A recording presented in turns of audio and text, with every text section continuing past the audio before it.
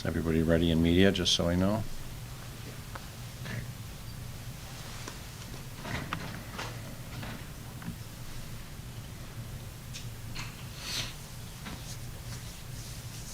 All set?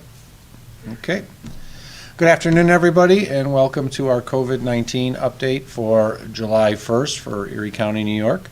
I'm pleased to be joined by our Health Commissioner, Dr. Gail Burstein, who's sitting over there now, as well as Kendra Schmidt from Deaf Access Services, who will be providing the American Sign Language, as you've seen since we've started.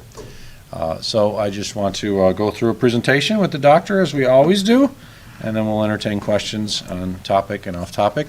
But as always, as a reminder, the items that you will be seeing in the presentation are as valid as they were placed in the presentation. They change, so we sometimes get numbers while we're actually doing our presentation, newer ones with regards to cases, mortalities, and the like.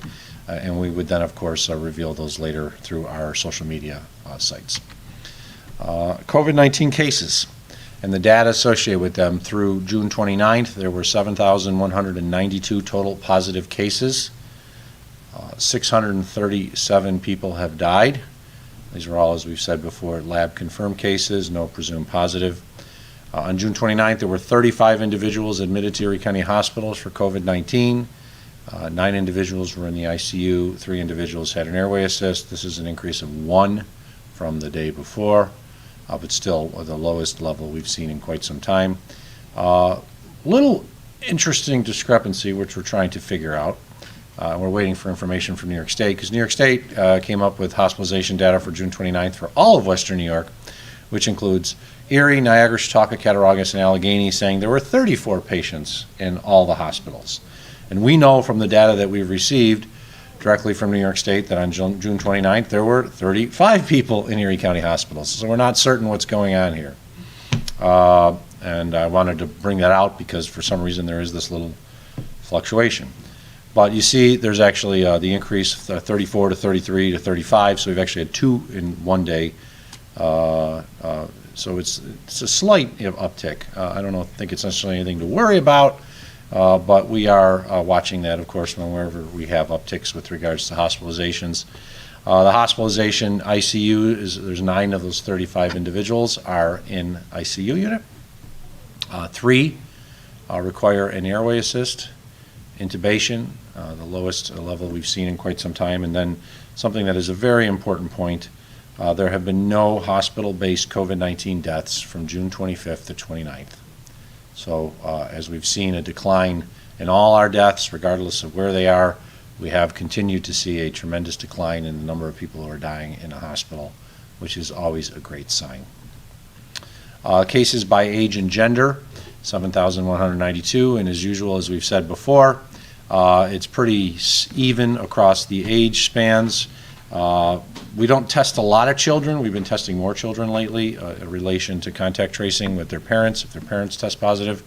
But we are seeing pretty much an even amount with regards to all the age groups, and as usual, females make up more than the males, and you can see it here.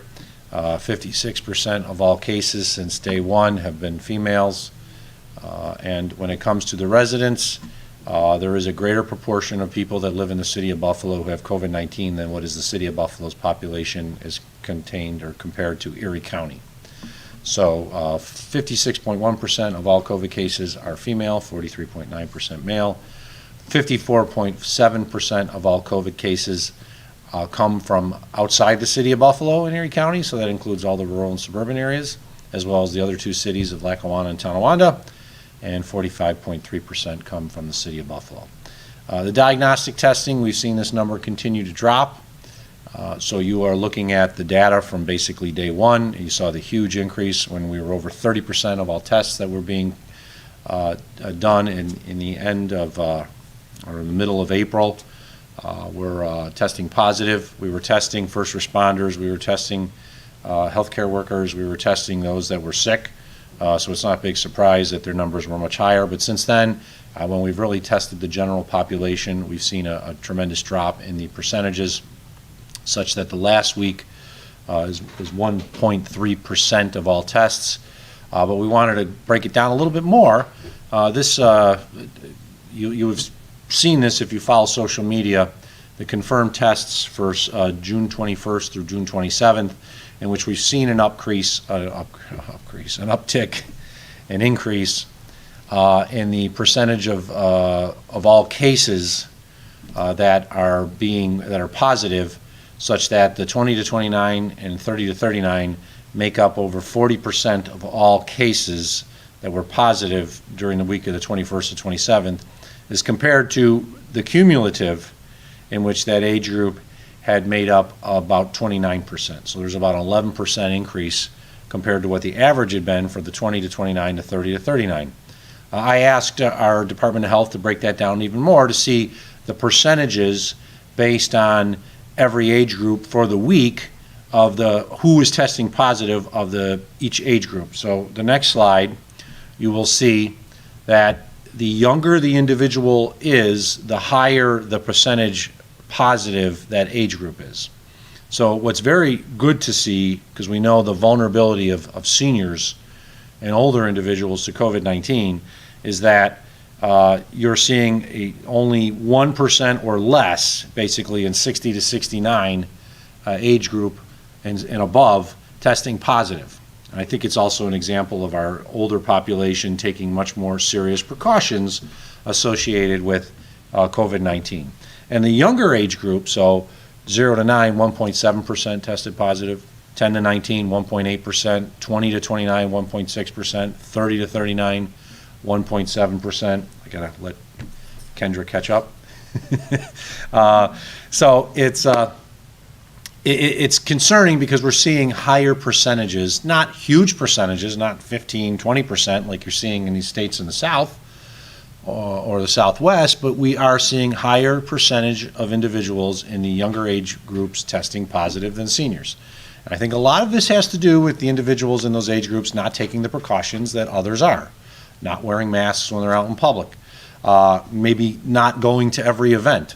We'll talk a little bit about some of the enforcement actions we had to do, including yesterday going out to a couple locations and threatening to shut them down if they didn't follow the capacity requirements with regards to indoor and outdoor seating. So, and why is that? Because there were so many people at those locations, especially outdoors. So we are concerned that this is how it is being spread in the South and the Southwest. Our younger people are going to events, going to parties, going to bars, catching it. Maybe they don't get really sick, but they pass it on to someone else who it can be fatal.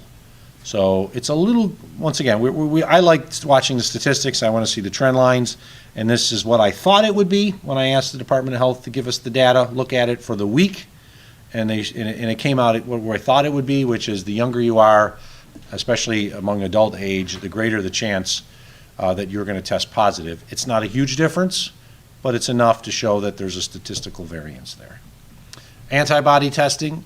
Antibody testing has, one thing we have seen is we've seen less and less people actually getting the antibody test. Now, Dr. Burstein will talk a little bit more about testing, where we have clinics available, 3 each week for diagnostic tests, 2 for antibody tests going forward. We want more people who are eligible, and everyone's eligible to get an antibody test, and it's free from Erie County. You don't have to pay anything. There's no co-pays. It's free, and we generally get your results within 48 hours to 54 hours. Where we know some people are complaining because they're going outside to private entities and getting their tests, and it's taking them 6 to 7 days to get results back. We get our results back a lot quicker to you. So we offer free antibody testing. Still around 6% for last week. The total trend 6.7% since we started doing antibody testing and getting the results from all the antibody tests that are being done in Erie County, which once again should scare the heck out of everybody, because that means 93% of Erie County residents have not been exposed to coronavirus, did not have COVID-19. That's why we wear masks. That's why we socially distance, because we don't want to see what's happening elsewhere where their low percentages all of a sudden shot up. The vast majority, 93%, have not been exposed to the virus, which means they are still at risk. So we have to be careful. Mortality data continues to trend as we've seen. We've had many less deaths in the last couple of weeks. We're very happy about that. But of course, the older you are, the more susceptible you are to the illness as well as to death. and the individualized statistics for every age range we have, and we can provide those if anybody would like them. Mortality data by residents. This has continued to follow what we've seen in the past, which is we've done a very good job of basically protecting people across the entire county, such that the percentages of deaths is more in line with the actual population than those who are just catching the illness. So if someone gets the illness, we have specialized treatment now. We have different types of programs available, including the availability to put someone who is COVID-19 positive into a quarantine hotel, where through your illness you can be quarantined away from your family and others, and we'll put you in there. You don't have to pay for it. You have to stay there. It's not the greatest vacation you'll ever have because you're basically stuck in your hotel room, but you get cable TV, you got air conditioning, and you at least are away from family and friends that you could theoretically get sick. So those are the things that some of the things we've instituted to protect people's lives, and it shows because, as we've talked about, and was recently Sandra's story in the Buffalo News talked about how we've been able to ensure that we are not like other parts of the country where there's these astronomically percentage deaths associated with African Americans, Latinos, other people of color, and I think we've done a very good job of trying to protect the general public as a result. And once again, the percentages as it pertains to people like the actually ethnicity and race, much more in line where we are as a community and where we should be. I'll turn it over to the doc now to talk about diagnostic antibody testing and the other things that we're doing, which is a lot. Let me put my mask on. Let me hit the old keyboard. Just haven't shorted it out yet, so you can spray your New York State Clean on your keyboards and it won't short them out. Thanks. So just want to tell everybody about the great testing that we have available in Erie County. We have both diagnostic testing, which is the nose swab, and the antibody testing, which is a blood draw. So for either one, you can call 716-858-2929 to schedule. And for the diagnostic test, it's available to anybody who thinks they could be at risk, or they have symptoms, or they need to get a test for their job. You can just call up and schedule an appointment. It's free. You don't need any type of laboratory order or referral from your healthcare provider. It's by appointment only, and so please, we want people who make an appointment to show up. We usually have about 20 or 30 people who don't show up. So, please, you're taking the spot of somebody else who could get tested. And we have clinics throughout the county.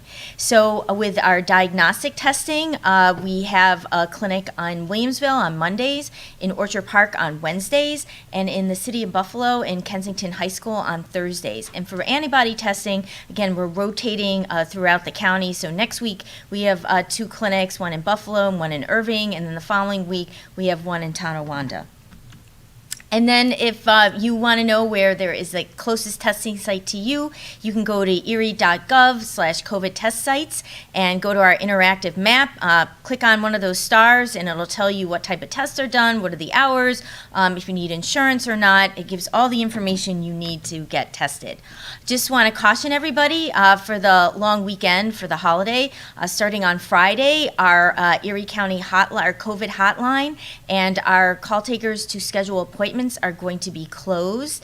You can still get some great information online at our erie.gov/COVID-19. However, there will be nobody live to answer questions or to make an appointment. So we're going to talk about Erie County Response, what we're doing to keep everybody safe and healthy.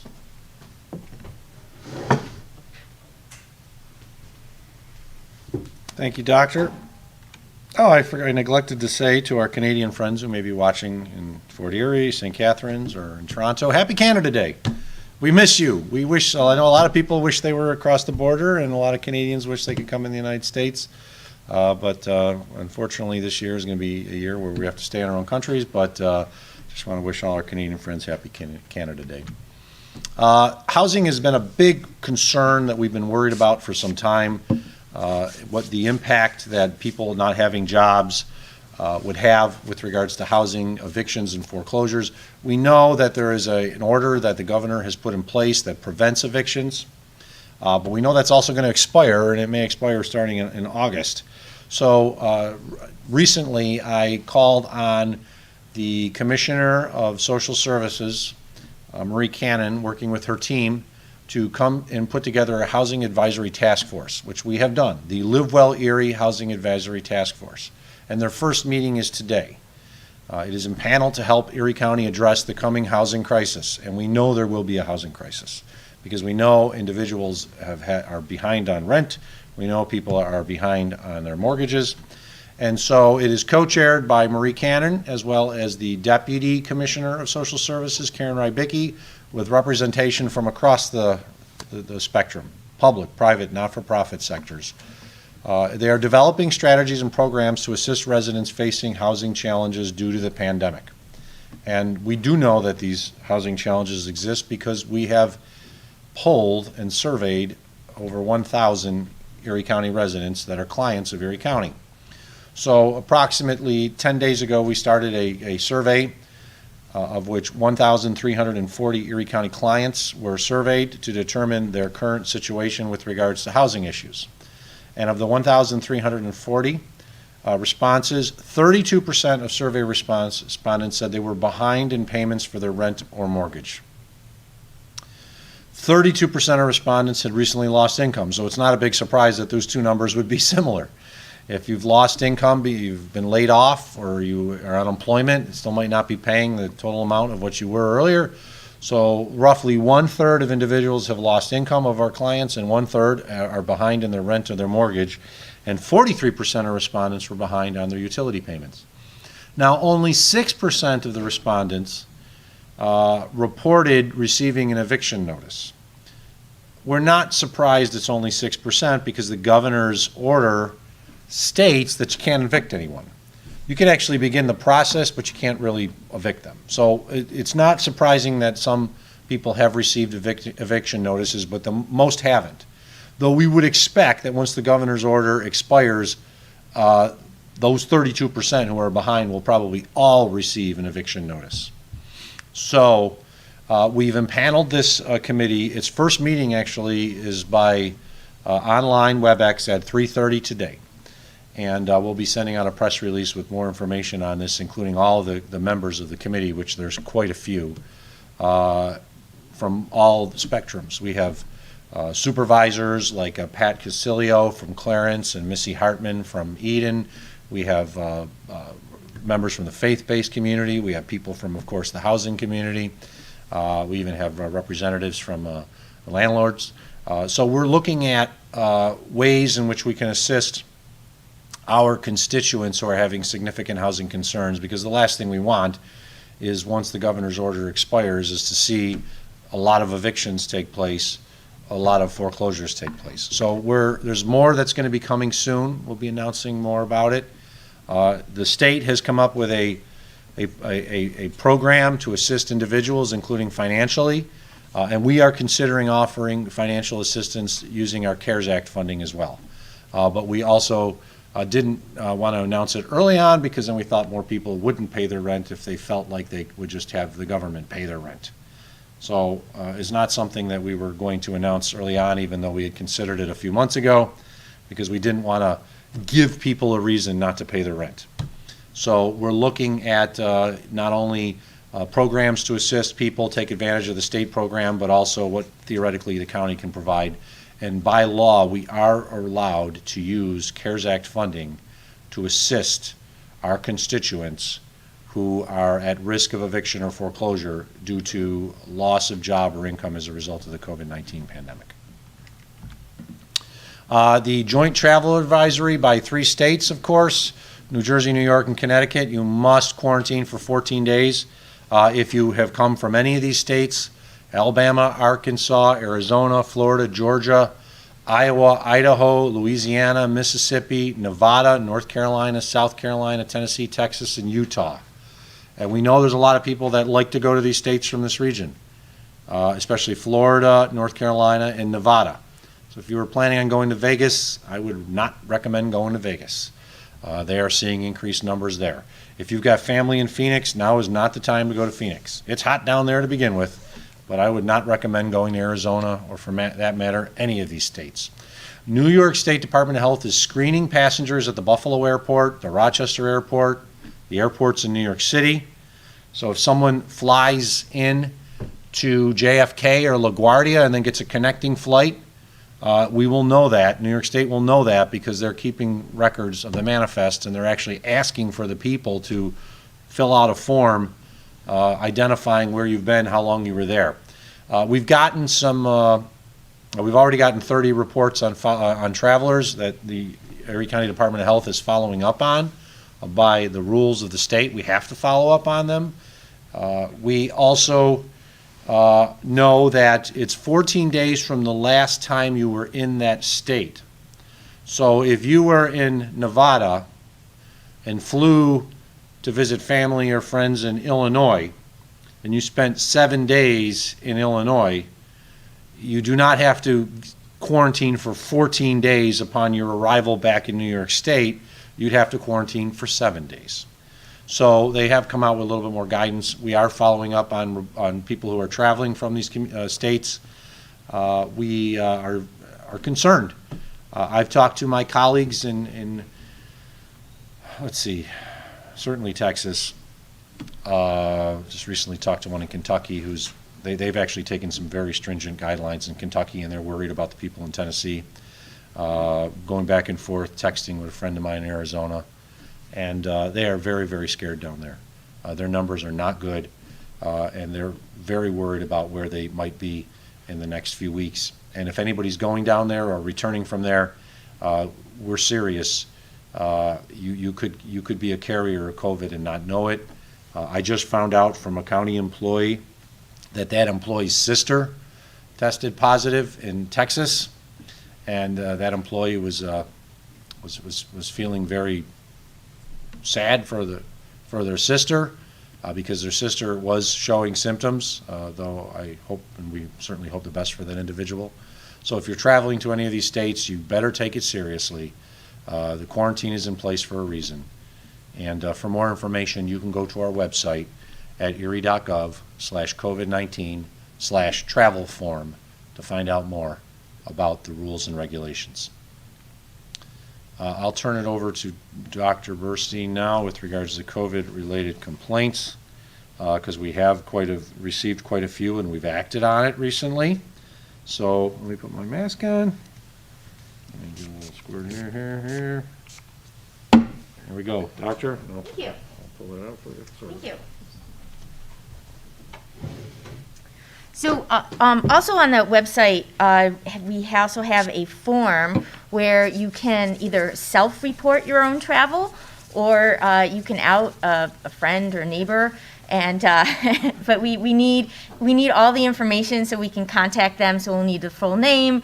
We'll need where the town or the village or the city where they live, so make sure that they live in Erie County, and a phone number so we can contact them. And so if you've traveled, you might receive a phone call from either the Erie County Health Department, so don't be surprised. Also, we are closely following complaints from restaurant, bars, and food services. Last night, as a county executive alluded to, we had reports of concerns with some big parties with bands scheduled at local restaurants. There was the Armour Inn in Hamburg, and then the Stage in Clarence, and we were able to work with the owners to cancel those big events.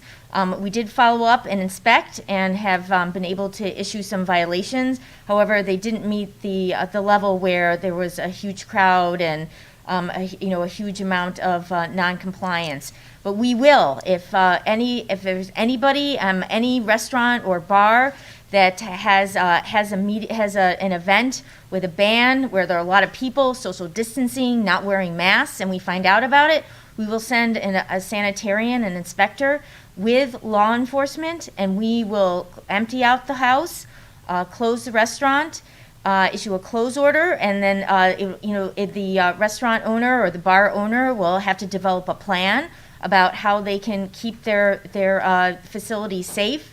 and we'll also report them to the New York State Liquor Authority. We are also patrolling social media.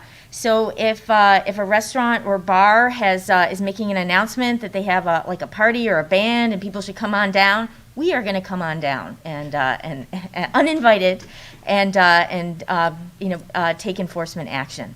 So if you know of any restaurant or bar that is going to have a big party this weekend in noncompliance, please call our health department at 716-961-6800 or go to our Erie County Health Department website and you can lodge a complaint.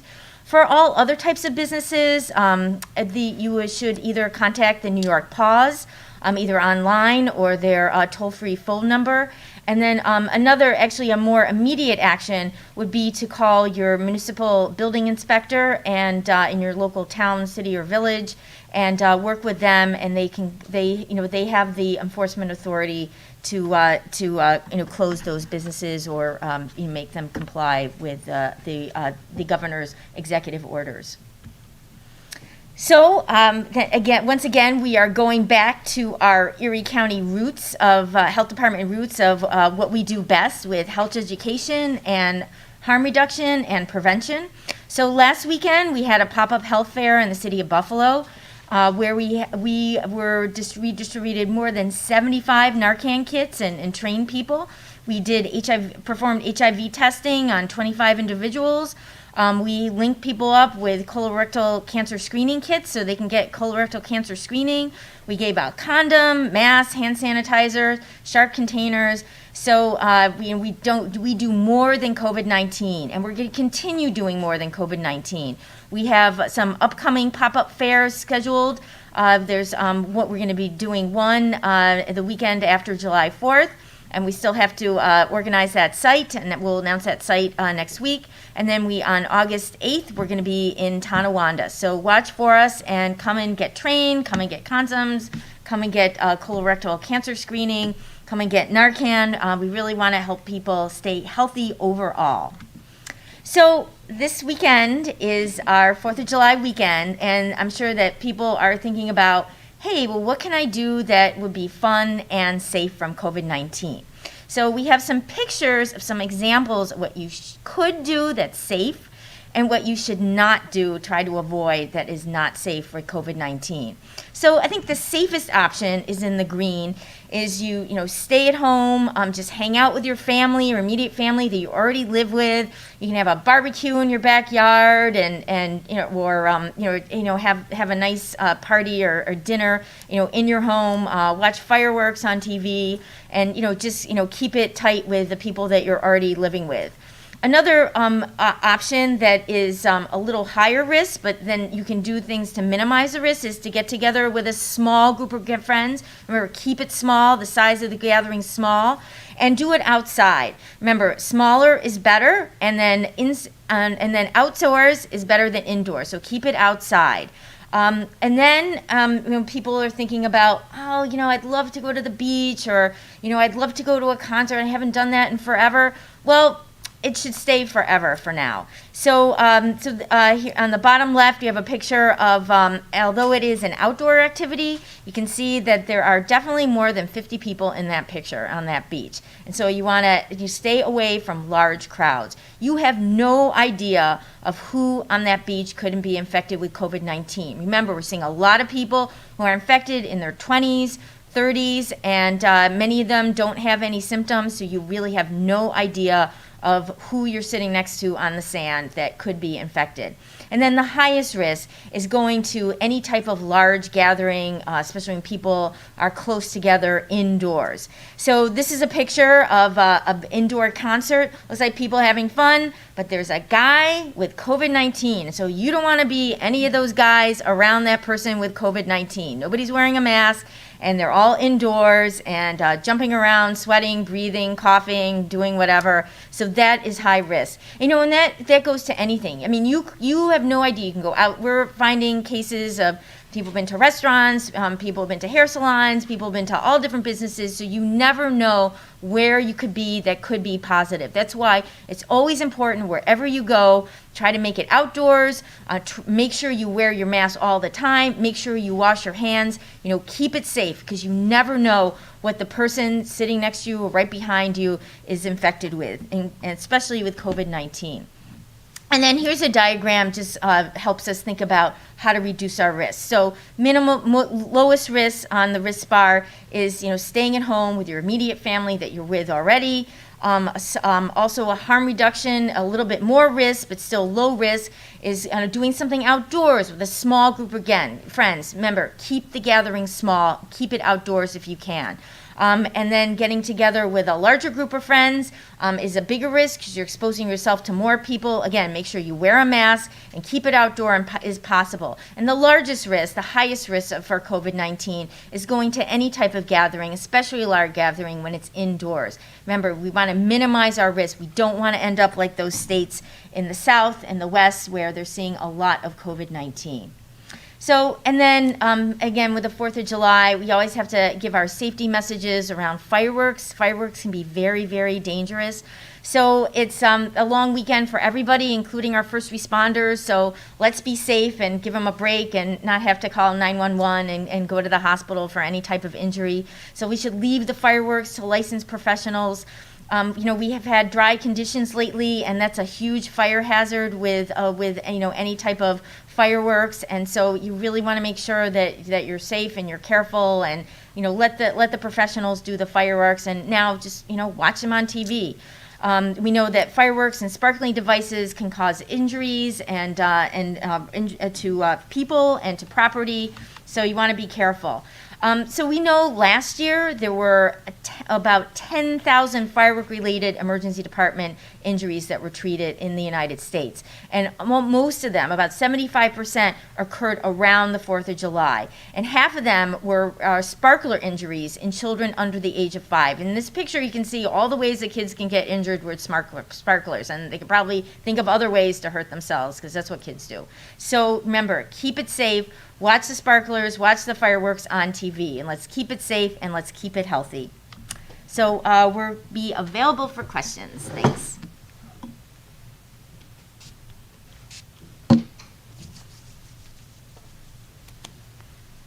Thank you, Doctor.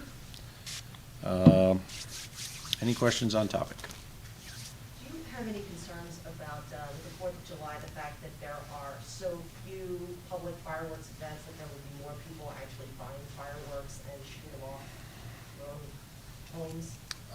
Yeah, we are concerned about that, but we also know that if there were public fireworks events, that people would want to congregate and watch the public fireworks events. So it's kind of there's no good situation. If there's one thing we're concerned about, it's we're seeing is tremendous use of fireworks this year. Not just here, it's happened elsewhere, but one of the reasons we think it's happened here more than in years past is because of the law that was changed in 2019 allowing the sale of fireworks in New York State. And I do know that there were exemptions that were carved out by county, and nothing has been done in Erie County. And I know a few of the legislators are not pleased, and we may be looking at, eventually, it's not going to make a difference for this year, but making Erie County one of those exemptions so you can no longer buy fireworks alongside the road, as you see right now. We know there's been a lot of confiscation of illegal fireworks, including some of those roadside fireworks sellers in New York State, not so much in Erie County, but in New York State, also saying, hey, we got some sparklers here, but if you talk to me outside, I'll give you the good stuff. So we're concerned about that. How is the George? reopening of the Rath building going, and what do you say to Stefan Mihailou's concerns that it's still not safe enough to bring so many people back? Well, the question was, what do I say about the safety of the Rath building, and the controller's concerns of saying it's not safe enough. As many of you know, because many of you have been here for a while, we actually shut down the Rath building to media, but we still had employees reporting here, as well as clients. We have never shut down the Rath building since the beginning of the COVID-19 outbreak. It has been open. There haven't been a lot of employees in some of the departments. Others are quite full, like the health department, my office, emergency services, and so forth. They've been active all along and in their offices. I categorically reject what the comptroller is saying. It's disappointing for what he's saying because we've taken so many precautions and measures, including to the point of buying the special sprayers to spray every doorknob in this building every night, to clean areas extra special, to require the masks, which of course, as you noted earlier, or I noted earlier, he wasn't wearing. Actually, this is a good point. Why don't you show the video? This is on the 26th, around 10 o'clock. There's me walking in. I'm wearing my mask. I touched the elevator thing with my key fob. I didn't want to touch it with my finger. I don't like touching it with my finger, so usually it's elbows or key fob. I'm hitching up my pants. I'm looking over at the new sign we put up, which is regarding the safety procedures. I'm reading the new sign, and then I decide, hey, I'm going to go use some hand sanitizer. And then the controller walks in as I'm getting on the elevator, and he's not wearing a mask. He's wearing sandals, shorts, golf shirt. And then we talk, and the first thing that comes out of my mouth is, Stefan, you know there's a rule. You have to wear a mask in this building. And he's like, yeah, whatever. I go, no, we are not allowing anybody, including elected officials, you have to wear a mask in this building. So, and I didn't say anything about it. And then he comes out and he's blasting us for not following proper procedures. We are going above and beyond what the CDC in New York State are doing. We've actually implemented things that are being done in hospitals. And I found it a little hypocritical of him to be complaining when himself, and I'm not the only one who saw it, just happened to be there on the 26th when it happened, when we walked in the elevator, but we'd gotten reports that he was entering the building without a mask, and he was walking around, getting in the elevators, walking on the 11th floor, walking around the controller's office without a mask. And if he's going to criticize me for not protecting our employees, we know the number one way you're not going to protect individuals is by not wearing a mask. What are the numbers for the RAF building? Like 6 months ago, what would be the normal amount of workers in the RAF building, and roughly what is it now? I don't know the exact number, but I can tell you it's not just the RAF building, it's all county buildings. Right. And there have been a lot of county buildings that have been fully staffed since the beginning of this, the public safety campus. The individuals who are doing the crime lab, they're doing the work in the crime lab. They're wearing their masks. Our Department of Public Works and our parks, all their buildings have been, if not fully occupied at a time, they've had people in there. I don't know the exact number with regards to the RAF building. We can give you that. We're still bringing back social service department employees. They're not all back yet. Our sewer department, you can't stop sewers. We talked about this a while ago. Our sewer employees have been responding and coming into work. Would the controller prefer that we tell our sewer employees go home and don't work? I don't think our staff would like that, but I certainly don't think our constituents would like that, because there's a need for them to be at the sewage treatment facilities. So I get what's going on. The controller didn't say boo about county government for literally 5 months in a row. Tuesday happens last week. We know what happened last Tuesday. Now all of a sudden he's worried about things. It's hypocritical because he was refusing to wear a mask. And I told him straight out, Stefan, if you do not wear a mask, you will not be allowed in the building. He's like, well, okay, I guess I'll be a good example from now on. Well, he wasn't a good example for the longest time. And he could be a carrier. I don't know. But you saw me walk into the building. It's not like I knew that Stefan was going to be there and we were going to record it. As soon as I leave, I get out of my car, or I'm about to get out of my car, I put my mask on. And then I'm in the building. And then I take my mask off when I finally get to my office. So the evidence doesn't lie. Any questions also on topic? Some people have made the mask thing into a political issue when it's clearly a science issue. So as you know, people are going to gather in big groups this weekend, even though they shouldn't. What's your message to people about the mask thing as they're gathering in big groups? The question was, what's my message to the general public as they're gathering in groups for the July 4th weekend? Well, first off, we don't want you to gather in large groups. But when it comes down to this, I had somebody post on my Facebook page, it's my opinion that I shouldn't have to wear my mask. And my response is, your opinion doesn't matter here. What matters is facts and science. And the facts and science are clear. Wearing a mask protects you and it protects other people when you cannot otherwise safely socially distance or be distanced from each other. So this is where opinion doesn't matter. This is not political. And I'm glad to see some of my colleagues, other county executives, governors, congressional representatives now saying, hey, you should wear a mask. Vice President Pence says you should wear a mask. Texas Governor Abbott says you should wear a mask. I think it's important that we see that this is not a political issue.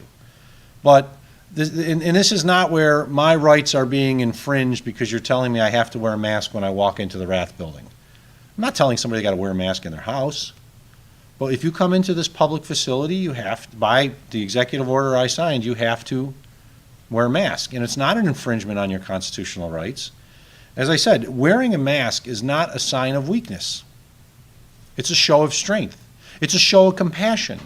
It's letting the rest of the public know that I care about you. Because you're wearing the mask not just to protect yourself, but to protect others. Because the odds are, if you have it and don't know it, if you're not wearing a mask, you're going to transmit it to other people. Unless you can safely socially distance. So to my message to the general public is wear a mask, it's a sign of strength. It's not a sign of weakness. It shows that you care about other people. And when it comes down to facts and science will always, in this situation, trump opinion. Dr. Fauci says it. Dr. Zucker says it from New York State. Dr. Bernstein says it from Erie County. The facts are clear. The science is clear. Wearing a mask protects you and protects other people. Just because you heard it from your Aunt Ginny. We've heard about Aunt Ginny before. But just because Uncle Eddie, Aunt Jen, they're out there saying, I don't want to wear a mask. It infringes on my rights. Well, I'd rather listen to Dr. Fauci and Dr. Bernstein than Uncle Eddie and Aunt Ginny. Because the facts and the science trumps the opinion in this situation. Because as I've said from the beginning, we are all in this together. Doctor, would you like to add? I don't know if I got it enough. Never emphasize it enough. So wearing a mask is not just to protect yourself. It's really more about protecting other people. So I wear a mask to protect you, and I expect you wear a mask to protect me. It's just like, seatbelt laws. We expect people to wear seatbelts to reduce the risk of injury in motor vehicle accidents, and we expect people to wear a mask to reduce the risk of community transmission. It's public responsibility to protect other people, to break the chain of community transmission, to keep our numbers down and squish that curve. Thanks. Any other questions? Comments on topic?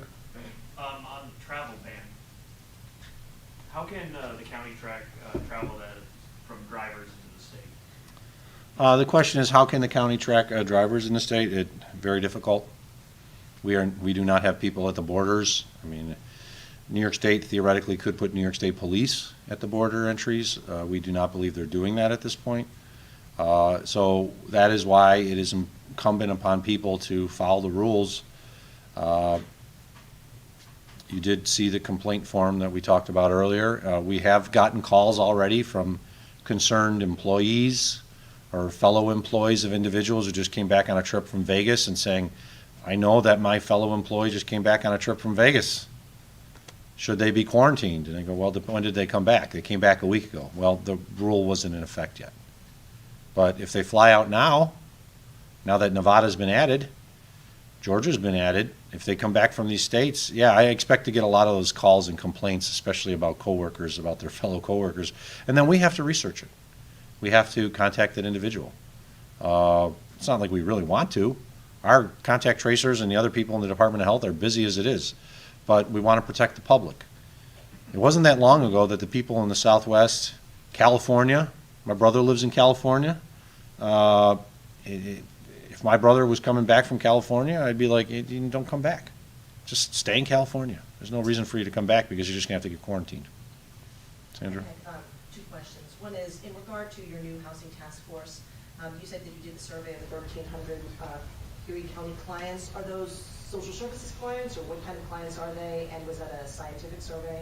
And then my other question was, we're interested in the numbers showing that the younger you are, the greater the likelihood that you're contracting COVID-19.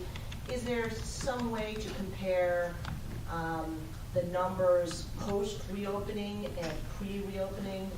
We'd be interested in that data.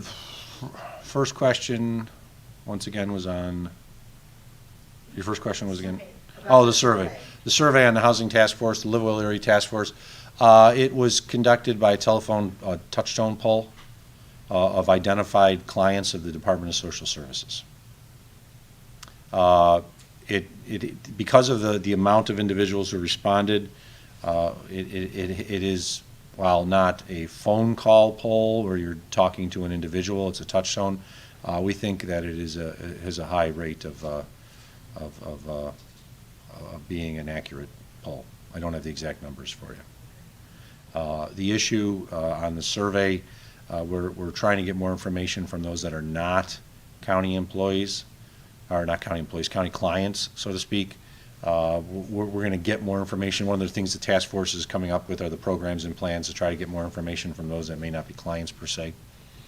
So it's not necessarily representative of the overall general public, but it is representative of the clients who rely on assistance. And the assistance could be as limited as just having been a HEAP assistance. So it might not be Medicaid, it might not be TANF, it could be just HEAP to help them with their utility bills. And as we saw, there were more people who were having trouble paying the utility bills than paying their mortgages or rent, which makes sense because you'd rather not pay your utility bill because we can help you with that as compared to rent, which we normally couldn't. And then the second question again was regarding the testing percentages, pre-opening, post-opening. We'd have to go back and look. We don't have that. We hadn't broken it out by week previously. I asked for the information for starting with this past week on a weekly basis. I guess we could, but we'd have to assign somebody to go through and rip apart the data, which would probably take a lot of effort. Yes, Ryan. The governor today announced a formation of a state enforcement department that's going to assist and supplement local agencies in enforcing COVID-19 restrictions.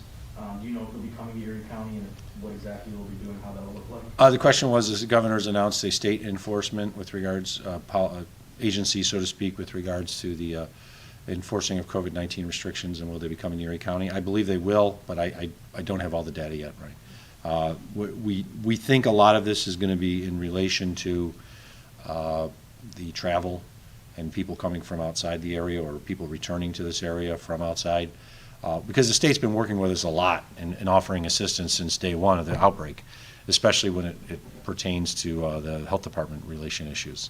So it's not as if this is the first time that the state has been actively involved in enforcement of issues here. I mean, they've been involved in the nursing home issue, sending in the inspectors with nursing homes. They've assisted us as necessary with regards to the other health rules that exist. We're the primary ones that go out with regards to bars and restaurants, but they've assisted us on a lot of things in the past. Any other on-topic questions? Are there any other questions off topic? Always hesitant to ask that. If there's no other questions, I wish everyone to have a happy 4th of July, a safe 4th of July, happy Canada Day to our friends. Our arts and cultural community lost a giant in Lorna Hill who passed away just recently from an illness. So we offer my deepest condolences to the family and friends of Miss Hill and those she represented so well at the Ujima Theater Company. And good news, one of our employees has been in Buffalo General Hospital for more than 3 months now, Glenn Belton, and yesterday he was released. So to Glenn from our Equal Employment Opportunity Division, I wish you best wishes. I'm glad that you're out of the hospital. It's been, I know, a very difficult ride for you, but keep up the faith, keep up the fight, and best wishes on your recovery. Happy 4th of July, everyone. Take care.